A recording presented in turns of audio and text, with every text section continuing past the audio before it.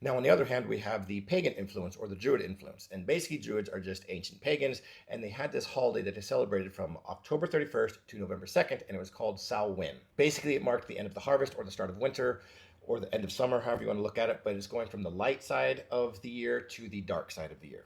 Samhain is a focus on remembering the dead, also about people that are neither in heaven nor hell.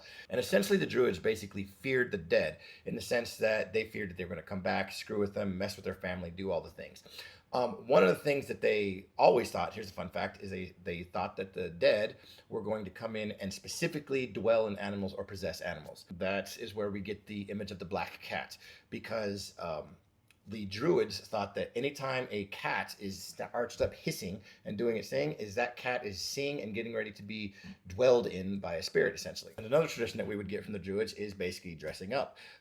What they would used to do, they would do animal sacrifices. They would throw the entrails in these big, huge bonfires. They would take the skins, put them over top themselves, make masks, basically making costumes. And it was their way of showing sympathy to the dead, knowing that the dead were going to possess animals and walk around in this animal suit.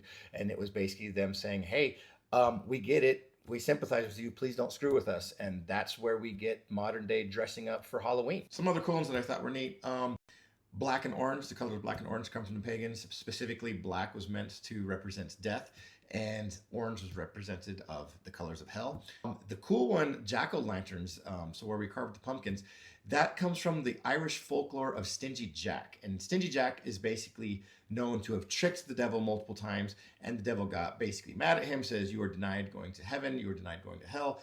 And the devil gave him a hot coal from hell that he was able to carve into a turnip and then put that in, and that lights his way through the afterlife as he wanders. It comes from Ireland. So the interesting thing is it turned into a potato. And once the potato famine hit, it turned into a actual pumpkin because pumpkins are easy to grow in America. Here's where it really comes into the integration of modern day Christianity.